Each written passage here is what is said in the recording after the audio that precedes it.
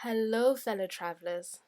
Welcome back to the Pilari Presents South Africa podcast, which is a podcast that follows my tour of South Africa as a local, and it particularly focuses on cultural heritage tourism in the country. Did y'all miss me? Because I definitely missed you. It's been a minute, it's been a while since I last posted something, and unfortunately, it was out of my control. The events of last week were out of my control, and that's what we'll be discussing in this episode. We'll be discussing why I was absent, why I didn't post. We'll also be discussing some of the changes that might happen this month in terms of the podcast. And another thing we'll be discussing is the the the murder news that have been headlining in South African media. Um, the murder of a German tourist in Mpumalanga. But we'll get to that towards the end of the episode. So right now, I want to address why I did not post last week.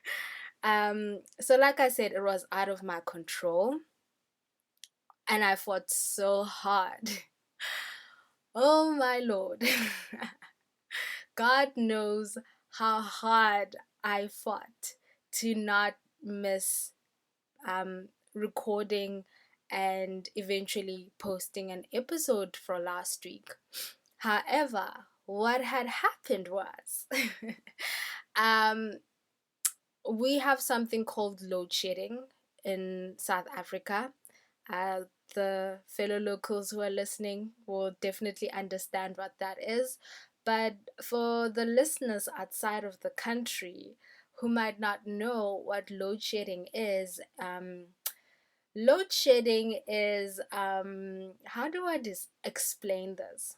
So we have problems with our electrical system here in South Africa. The company that provides our electricity across the country um, has issues with its systems. I do not know what's up. I do not know if it's a lack of resources and minerals, or if it's a problem with the machinery. But we have these periods where they have to cut electricity from certain parts of the country, or certain parts of a city at a time.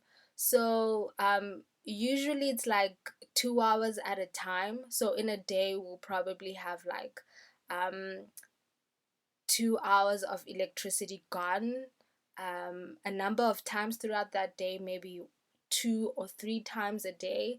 It's getting bad.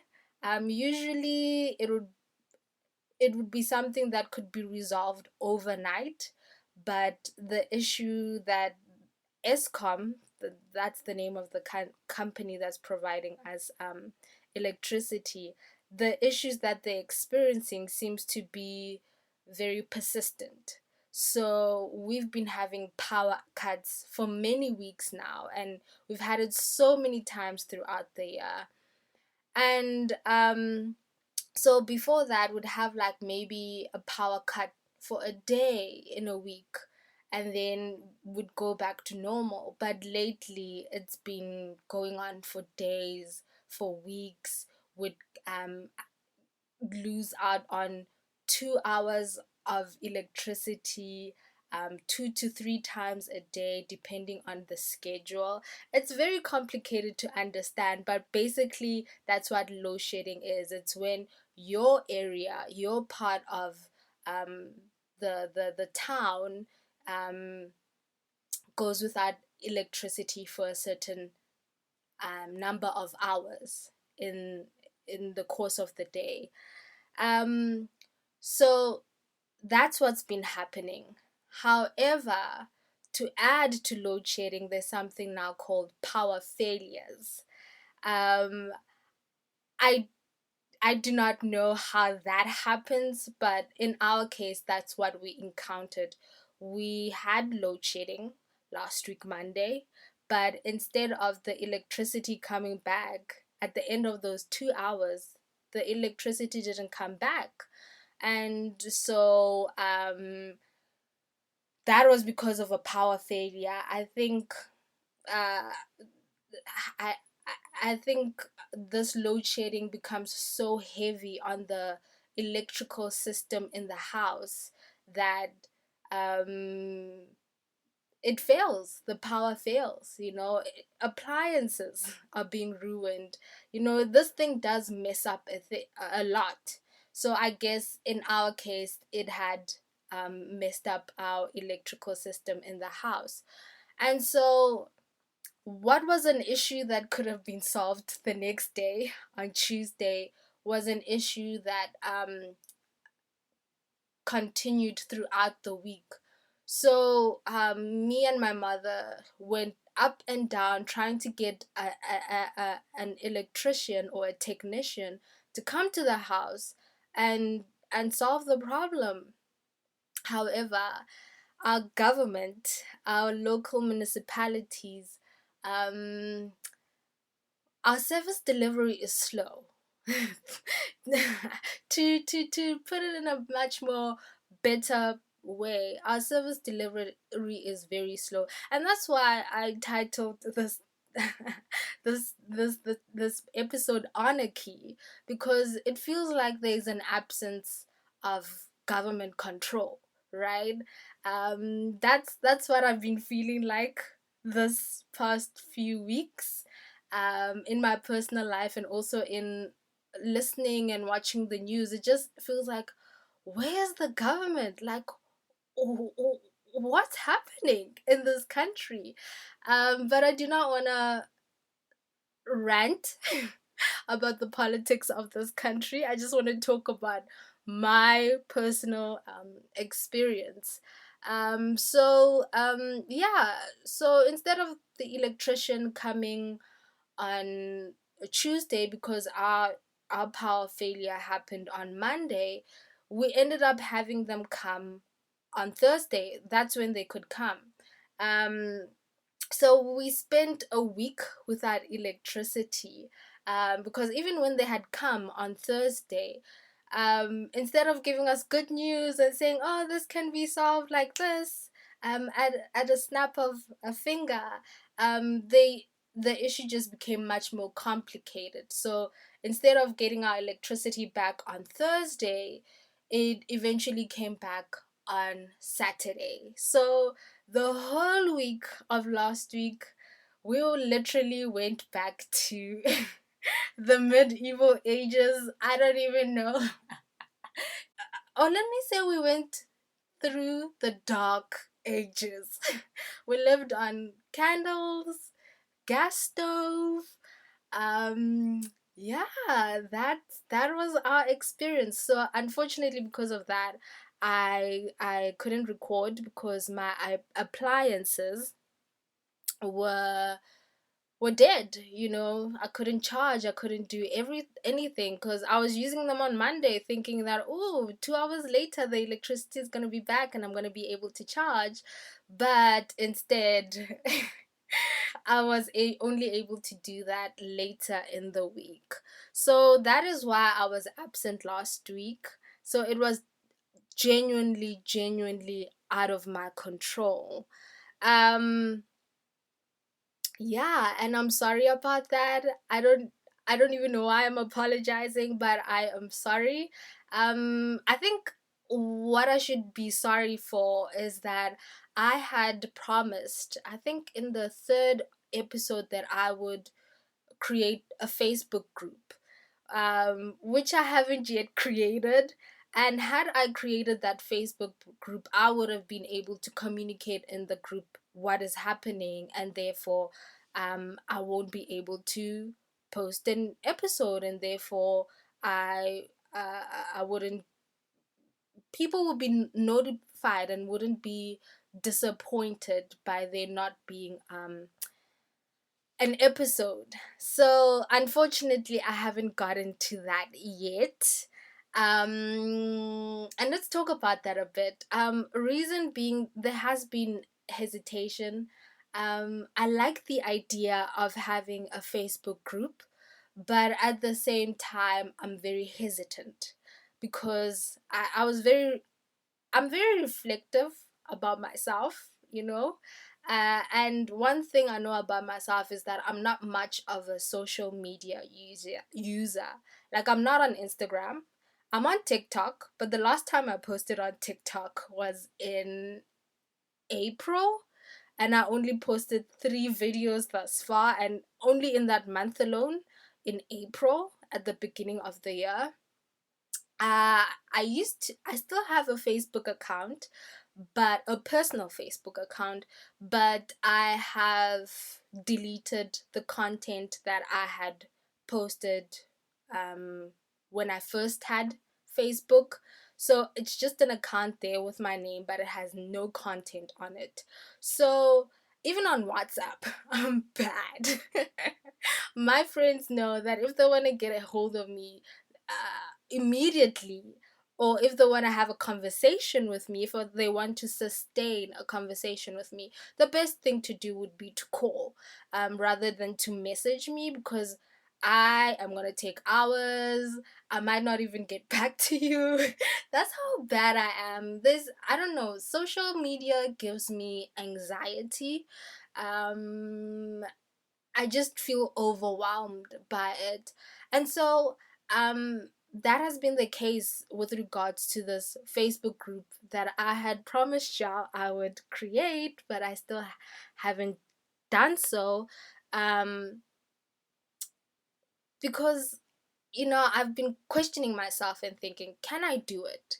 Can I um maintain a Facebook group? Can I be there, and be present in that group? So yeah, but this week I have realized the necessity of having a Facebook group, because right now, the way this whole podcasting thing happens, it's not like social media where people can comment, or where you can respond to people's comments. It's not social. It's still a monologue. So the things that help make this more social and more interactive is things like social media. And that's why I want to create a Facebook group, to make this podcast more social, to make it more interactive, instead of it just being me making a monologue. um and yeah, just talking about myself. So it's necessary, but I still have to get over my hesitation. I do not want to make promises about when that will be, but clearly it's something that I need to deal with urgently, because um look at what happened last week, right? You can never predict what's going to happen in the future. So just to keep uh, an open channel, outside of this podcast.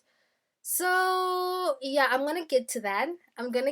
It's something that I'm really, really interested in, but it's something that I'm also hesitant about.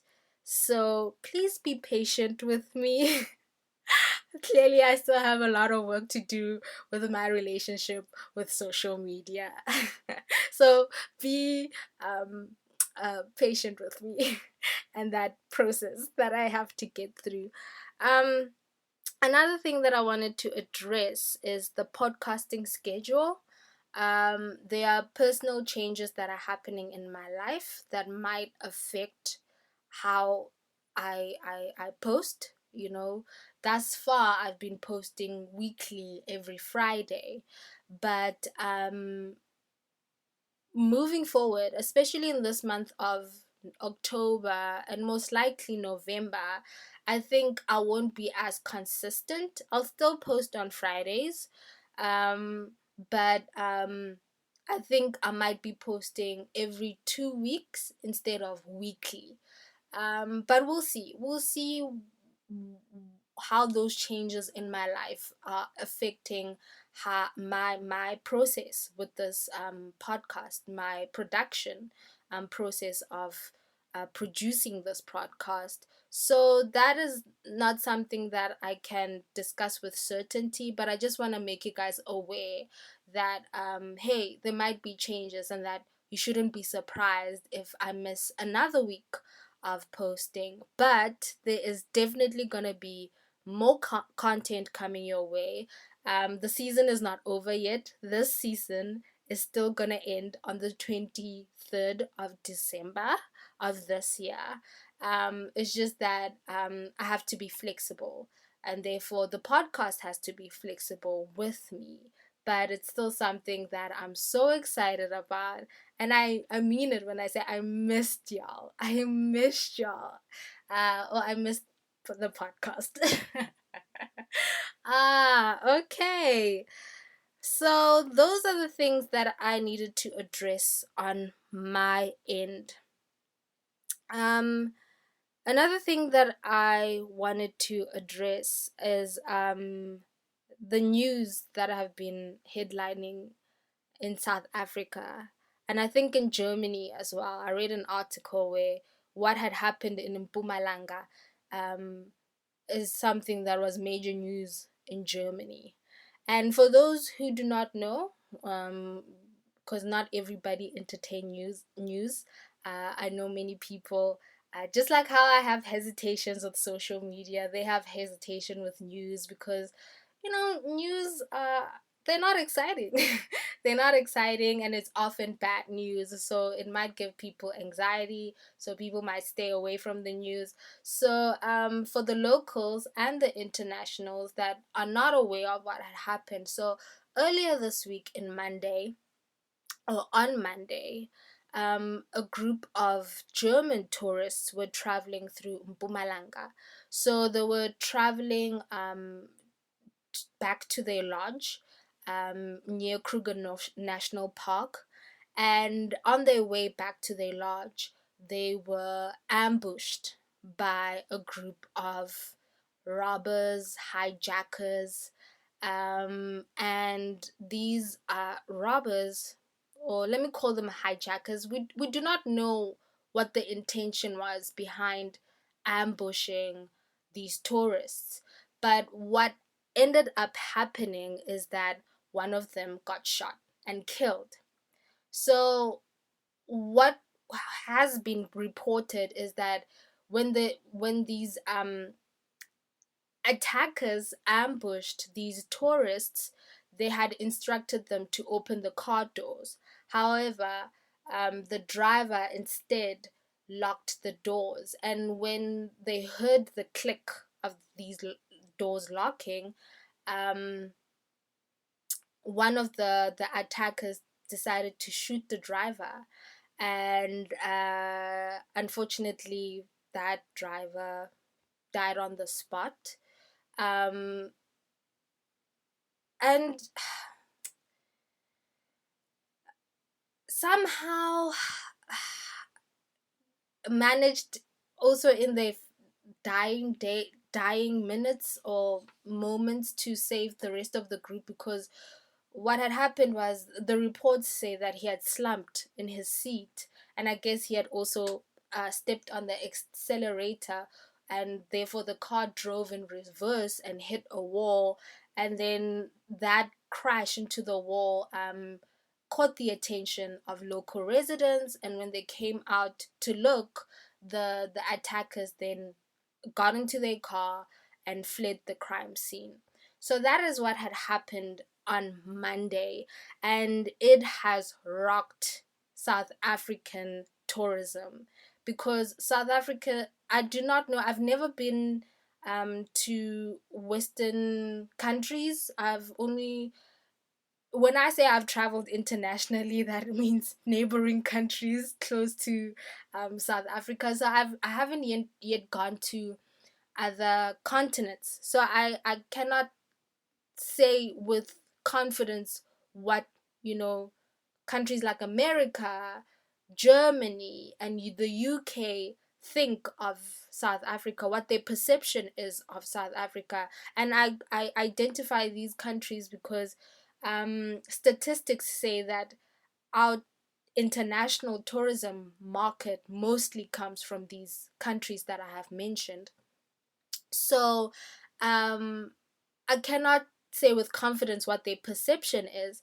However, I've heard it over and over and over again through many sources of information that uh, South Africa is considered to be one of the countries with high crimes. So, or a high crime rate, right? What is high crimes? What I meant was a high crime rate. And so, one of the things that discourages people from traveling to South Africa is that that reputation, that high crime rate. And so this incident kind of like affirmed that, and therefore stained our tourism industry, because now, you know, people people are afraid that they're gonna come here, they're gonna be robbed, or worse, they're gonna be killed, and therefore they're gonna be have to be repatriated back to their country in a coffin. Who wants that? I wouldn't want that.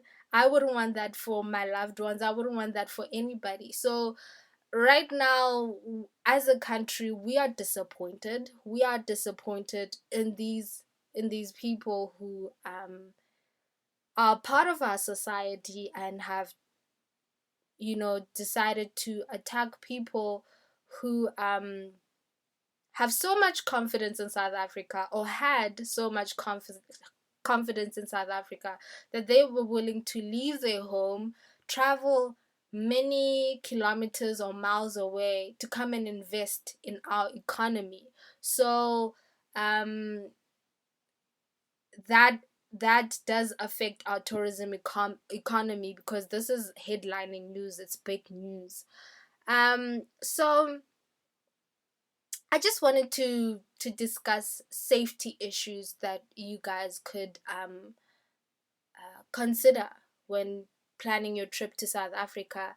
I hope that this has not discouraged any of you from traveling the country, because, you know, despite this, you know, I'm still proud of South Africa, like I had mentioned in my description on last week's episode. I'm still proud of it. I will still encourage people to come and travel it, because I believe it has a lot to offer, and I believe in South African people. This is not a representation of who we are. uh, South African people, you know, that mantra Ubuntu. It's true. It's true. I can say that because I've traveled in my own home country, and I've went to parts of the country where I knew nobody, you know, and yet people went out of their way to really make me feel comfortable, to not make me feel alone. And I believe that we have more people like that. Um, I believe that South Africa is made up of more people like that, rather than people who who decide to attack visitors. Right? This is our home. Why would you attack people coming to our home? Um, so instead of discouraging you, or being pessimistic about our tourism industry, I'd rather arm you with uh, tips that you can use to protect yourself when you do decide to travel to South Africa. And these include, so let me start with the Kruger National Area. So this incident occurred in the Numbi area, close to the Kruger National um, area, or to the Kruger National Park.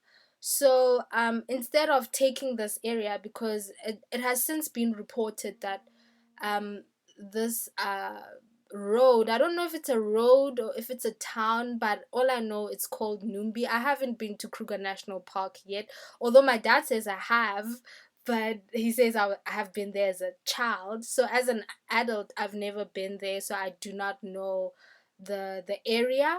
Um, but what has been reported is that this happened in a road or in an area that is named Numbi.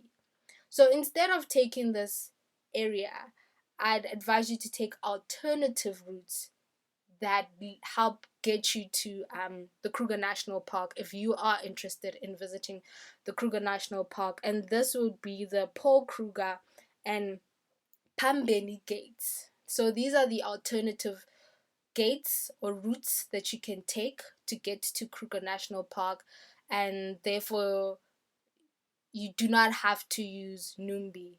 There are many ways to get to Kruger National Park. Numbi is not the only one, and Numbi has been reported that it has a high crime rate. It's a crime hotspot with concerning levels of crime.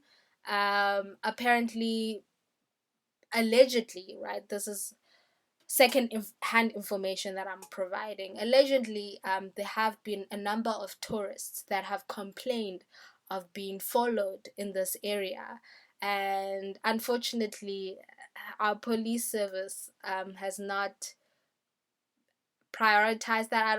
I don't know. I can't I can't I can't answer why. But yeah, out of these 11 cases, there's only been 2 arrests that have been made. So do avoid the Numbi area if you do want to travel to the Kruger National Park. Rather use the Paul Kruger and the Pambeni gates. Um, Other measures that you can take to protect yourself. Well, these are measures that have been provided by the Cape Town Central City Improvement District, or in other, also known as CCID. But I still think that these are applicable across the country. This is information that relates to the Cape Town area, to incidents that have happened in the Cape Town area, and measures that people can take to protect themselves from similar incidents.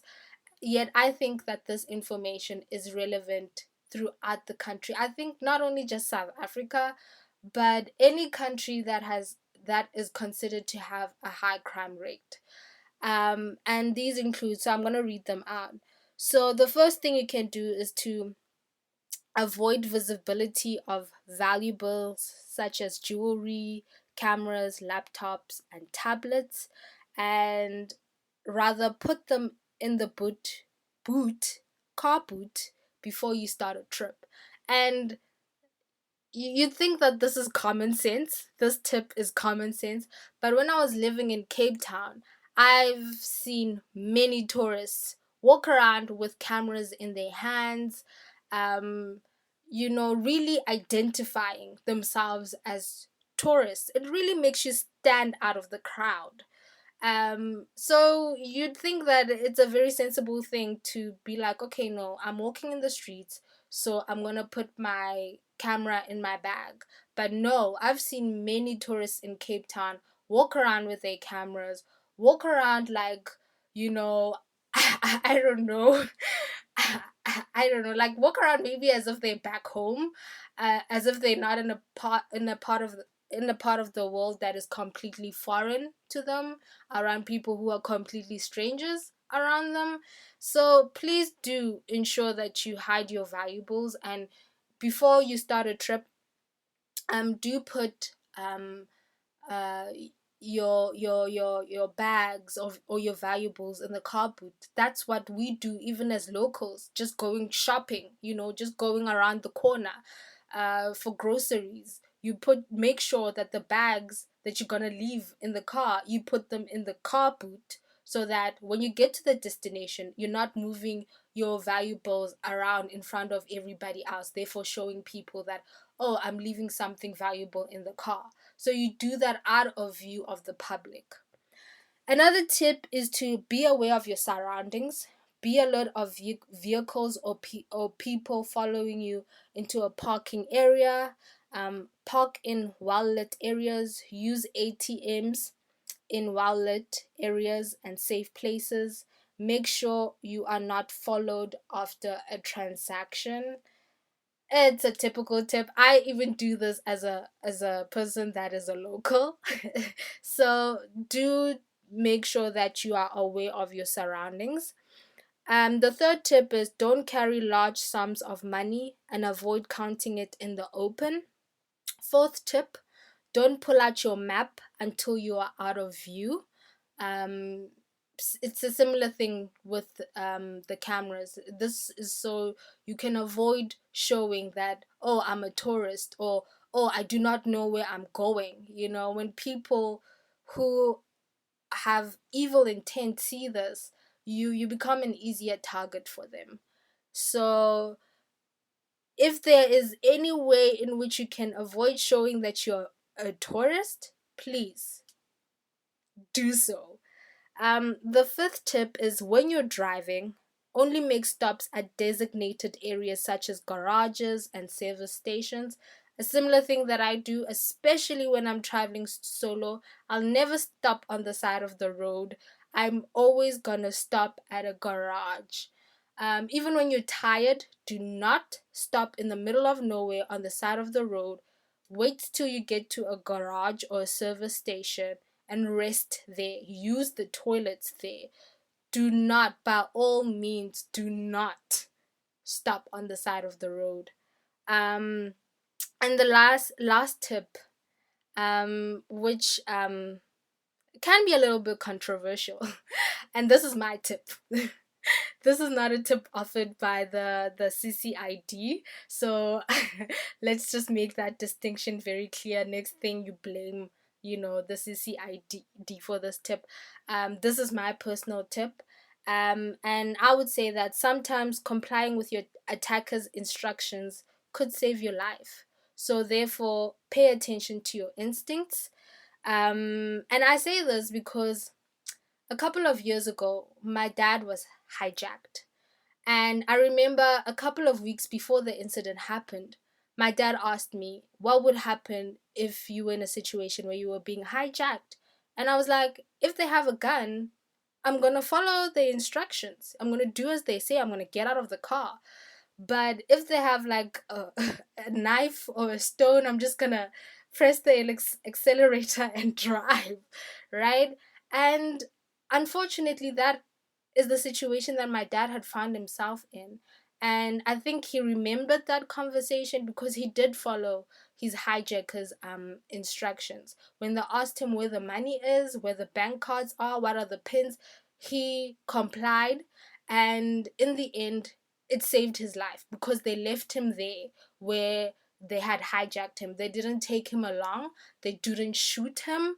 So, pay attention to your instincts. If you feel like it's gonna save your life, please do so. But if you feel like you have a better chance at fighting, or I don't know, doing something that will save your life, then pay attention to your instincts. That is my instruction. However, one thing I can also say is that, we are all scared, locals as well. Myself included. This is just another thing that adds to the fear that I already have as a local tourist. Yeah, I'm a South African. I'm proud of our destination, but I am afraid. I do not want to lie. Every time I think of taking a trip, I have to think twice. There's so much happening in this country. There's gender-based violence. And now this has happened. And this is adding on to my own personal experience earlier in the year with regards to Hillary Gadi's abduction and murder. Since then, I haven't traveled as much. I've mostly been touring my home city, traveling to friends who are in the same province as me. So I've avoided traveling solo. But that's not the only reason. Also, it's because soon after that we went into winter, and I do not like traveling in winter because the days are shorter, and yeah, I and it's cold. Who wants to travel in the cold? So, but we are all scared. Um, Locals as well. You're not alone, but one thing I hope is that this does not discourage us from traveling. It definitely, although I'm afraid, although I'm thinking twice about planning trips, um, and I'm leaning more on, waiting on my friends than just going. Um, uh, I still am curious about our country. I still want to travel. I still want to see more things. I'm still proud of this country, and I will still gladly tell anybody, come to South Africa, or fellow locals, go see what's around the corner. I will gladly do so. Um, yeah, but I'm just more cautious now. But yeah, I hope that this does not take away from our curiosity in one another. I think South Africa has a lot to offer, and I think there are more reasons why one should travel, and one should travel South Africa especially, than there are why they shouldn't travel South Africa. And the best that I can do is offer an honest opinion about my own travels.